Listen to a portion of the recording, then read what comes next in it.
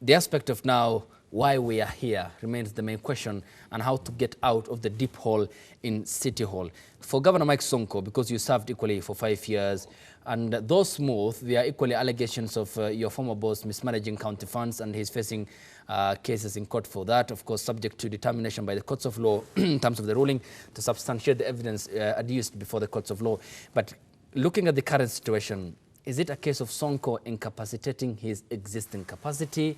Was it all these political problems made the Jubilee Party foresee all these problems? Because from the onset, that was on April 21st, 2017, we had these hurdles that were within the party that Sonko said, if I'm not issued with the party certificate, then I'm going to cause chaos, and that I have credible evidence of what goes underhand in the nomination process, because the Jubilee Party majority wanted Peter Kenneth to be the candidate. I mean, did the party foresee all this? And for Sonko, was it, even when given the mandate, an incapacitation of self-incapacitation of an existing capacity to lead, to authorize, to show leadership and run the county? Wow, my thoughts on this are quite deep. I think that our governor was not the right candidate from the start. I'll tell you why. From a legal standpoint, he probably broke about 5 laws to be the governor. The first one was question about his academic credentials. He got his degree in just under 2 or so years. So people are wondering how he was able to do that. But the IEBC Act says you need to have a college degree to become a county governor. Number 2, he was able to get a certificate of good conduct, a clearance certificate from the police, where it even said another section of any previous offences, said nil. Cannot be issued. But it said nil.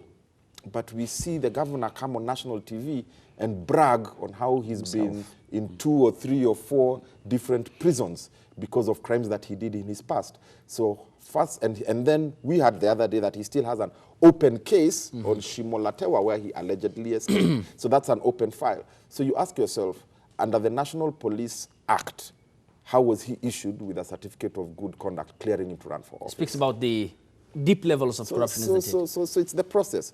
Then you go to number 3, Article 6 of the Constitution. Leadership and integrity, read together with the Public Officers and Ethics Act.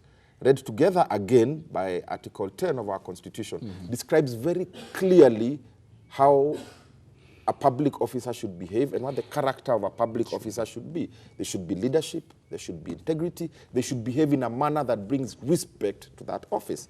Now, look at our governor. Since he became a member of parliament, you saw what he used to do: punch walls, jump over fences when he's in court, remove clamps when he's been clamped for not paying parking by the city county. You know, illegal things. You had him come on national TV again and say that he used to smoke bangi with the former Governor Waititu in parliament. You know, when he was a senator, you saw him go to The Hague and abuse immigration officers, calling them washenzi when he was going to support the president and the deputy president. So it's us as Kenyans now to decide, is that character, is that behavior, does that bring respect to the office of the MP, to the office of a senator? To me, as a forward-thinking citizen, I don't think so. So how was he cleared under these laws that clearly say to be a public officer, you have to behave in a certain way? Yeah. The fourth one is the Political Parties Act. It bars a political party from giving a nomination certificate to somebody who should not qualify. I've just told you 4 laws that Sonko broke to be able to qualify to be given the certificate. So we actually broke 5 laws to force Sonko to be the governor of Nairobi. That is one. The second thing you asked about the competence. Was he besieged from the start?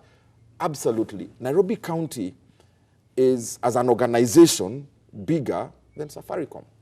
Safaricom is the largest business in East and Central Africa. Okay? Now, Nairobi County has a budget of almost 35 billion shillings. The biggest budget Sonko had ever managed in his life was 100 million shillings of CDF. That's Makadara. If you give him 40 billion shillings, 35 billion shillings, do you think he has the competency and the experience to manage that? Well, the most amount of people he has ever managed in his life are 15 people in his CDF committee. Now you give him 15,000 people to manage. I think we set him up for failure from the start. I think it was just beyond his depth, and I'm just being very honest with our viewers that he just wasn't competent enough to do the job. And that is why you're seeing Nairobi is in the problem it is now. Okay. So I think he had failed from the start.